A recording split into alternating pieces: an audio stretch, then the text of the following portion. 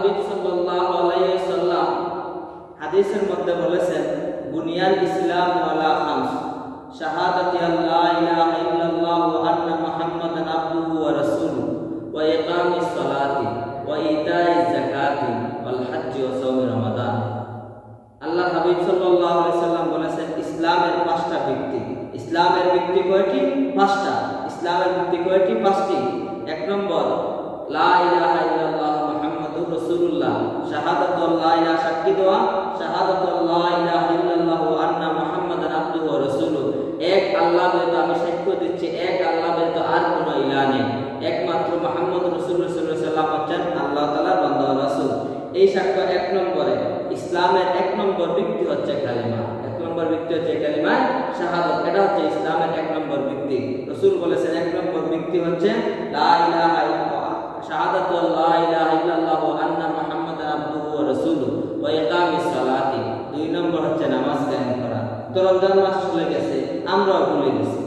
রমজান মাস চলে গেছে, আমরাও ভুলে গেছি, নামাজের কোনো দ্বারে কাছে আসি না। আল্লাহ রব্বুল আলামিন আমাদেরকে এমন সময় দিয়েছেন, রব্বুল আলামিন যদি চাইতেন, রব্বুল আলামিন যদি চাইতেন সারাটা দিন আমরা আল্লাহ রব্বুল আলামিনের ইবাদত বন্দেগী করতেই হবে, এটা যদি চাইতেন তাহলে আমাদের উপর বাধ্য হয়ে গেল না প্রতিটা সেকেন্ড প্রতিটা মিনিট আল্লাহ রব্বুল আলামিনের জিকির করতে। রব্বুল আলামিন যদি চাইতেন সারাটা ঘন্টা শুধুমাত্র আল্লাহর জিকির করা হবে, বান্দা বান্দি তাও কিন্তু পারতে বাধ্য হতো, কিন্তু আল্লাহ রব্বুল আলামিন চান নাই। আল্লাহ রব্বুল আলামিন আমাদেরকে তো মহব্বত করেছেন, ভালোবেসেছেন, যার কারণে রব্বুল আলামিন সময়ের পর সময় আমাদের নিকটে যাচ্ছেন। অর্থাৎ আল্লাহ রব্বুল আলামিন ফজরের নামাজের সময়, ফজরের নামাজ যাওয়ার পর যে সময় ফজরের নামাজ আপনারা আমরা পড়ি, ফজরের নামাজের পর জোহরের নামাজের আগ পর্যন্ত রব্বুল আলামিন আমাদেরকে প্রায় সময় দিয়েছেন, প্রায় সময় দিয়েছেন। আল্লাহ রব্বুল আলামিন আমাদের নিকটে 8 থেকে 6 ঘন্টা, আর বেশি হোক কম বেশি হবে, আল্লাহ রব্বুল আলামিন আমাদেরকে সময় দিয়েছেন। যেমন বর্তমানে 5টার সময় জামাত হয়, 6টা 7টা 8টা 9টা 10টা 11টা 12টা 1টা, আল্লাহ রব্বুল আলামিন প্রায় আমাদেরকে 7 ঘন্টা সময় দিয়েছেন। আল্লাহ রব্বুল আলামিন 7 ঘন্টার পর আবার জোহরের আযান হয়, জোহরের আযানের পর আল্লাহ রব্বুল আলামিন চেয়েছেন আমাদের নিকটে, আমি তোমাদেরকে 7 ঘন্টা সময় দিলাম, 8 ঘন্টা সময় দিলাম, এরপর তোমাদের নিকটে 5 মিনিট চাচ্ছি, 10 মিনিট চাচ্ছি। এত সময় হয়তো 10 মিনিট, না হয় 5 মিনিট, না হয় 20 মিনিট চাইবে, এর বেশি আমাদের নিকটে যাবে না। রব্বুল আলামিন আমাদেরকে এত সময় দিয়েছেন যে তোমাদেরকে এত সময় দিলাম, নিজেকে তালাশ করো। রব্বুল আলামিন চাচ্ছেন তারপর জোহরের সময় কি আমি রব্বুল আলামিনের কাছে চাও। তো আল্লাহ রব্বুল আলামিন এইভাবে জোহর থেকে নিয়ে আসর পর্যন্ত প্রায় দেখা যায় 2টা 3টা 4টা 5টা প্রায় 3 ঘন্টা, আসারে 3 ঘন্টা পর্যন্ত আল্লাহ রব্বুল আলামিন আমাদেরকে গিফট দিয়েছেন প্রায় এইভাবে আল্লাহ রব্বুল আলামিন জোহর থেকে নিয়ে আসর পর্যন্ত, আসর থেকে নিয়ে মাগরিব পর্যন্ত অনেক সময় দিয়েছেন, মাগরিব থেকে নিয়ে এশা পর্যন্ত অনেক সময় দিয়েছেন, 1 ঘন্টা 1.5 ঘন্টা দিয়েছেন।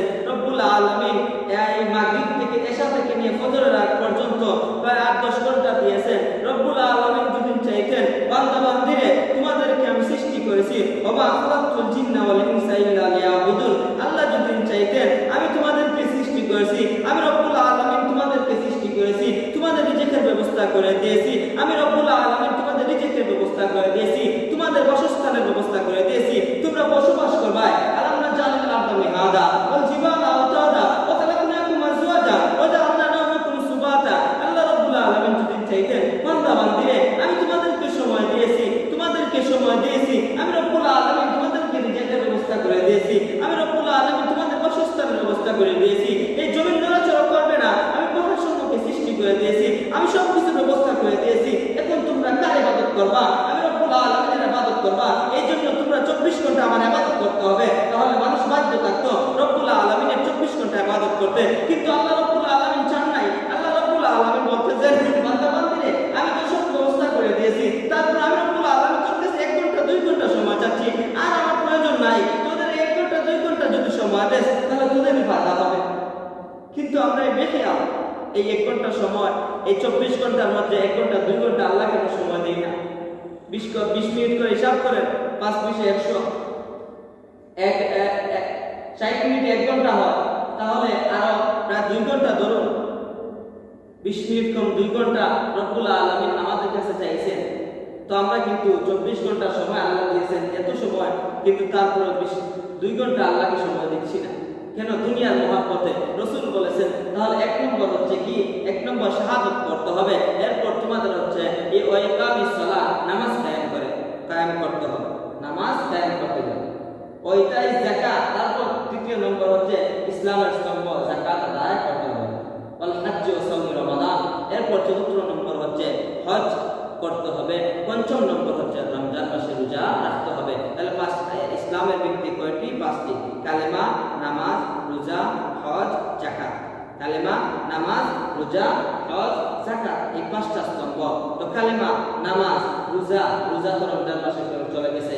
হজ, এখন আমাদের উপরে হজ, আমরা যাকাত ফিতর আদায় করেছি, সামনে এখন পর্যন্ত সময় রয়েছে, আমাদের কুরবানির সময় আসবে, যাকাত যাদের উপর ফরজ হয়েছে আমরা যাকাত আদায় করব। হজ আমাদের যাদের সামর্থ্য আছে, জীবনে একবার আমরা গিয়ে কি করব? হজ করব, রব্বুল আলামিনের কাছে চাইব, যাতে করে রব্বুল আলামিন আমরা যারা এখনো জিন্দেগানিতে একটি বারও যাইতে পারি না, রব্বুল আলামিন যেন তৌফিক দান করেন।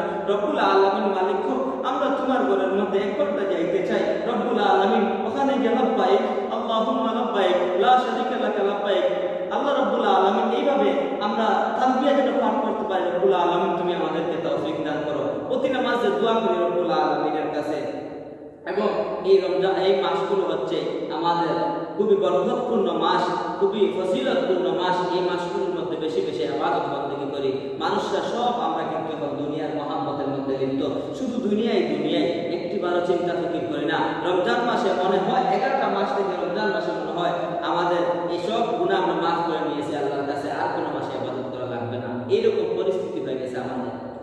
কোনো মানুষের পরিস্থিতি এমন, কেউ দেখবেন সোশ্যাল মিডিয়ার মধ্যে শুধু ভাইরাল হওয়ার চিন্তা, শুধু ভাইরাল হওয়ার চিন্তা ফিকির করেন সবসময়।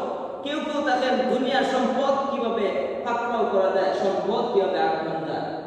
তো বিভিন্ন পর্যায়ে মানুষ শুধুমাত্র দুনিয়ার মহাব্বতের জন্য, দুনিয়ার ভালোবাসার জন্য, এই দুনিয়ার মহাব্বত ভালোবাসার জন্য যতই পিছিয়ে ঘুরুন না কেন, একটা কথা বলি ও মা বোনেরা, ও আমার যুবক ভাই বোনেরা, আপনাদেরকে একটি কথা বলি, আপনারা মনোযোগ দিয়ে শুনবেন, যে একটা কথাই বলি, আপনারা যতই পিছনে ঘুরুন না কেন, সম্পদের দুনিয়ার মহাব্বতে যতই পিছনে ঘুরুন না কেন, পিছনেই থাকবেন, সামনে অগ্রসর হতে পারবেন না।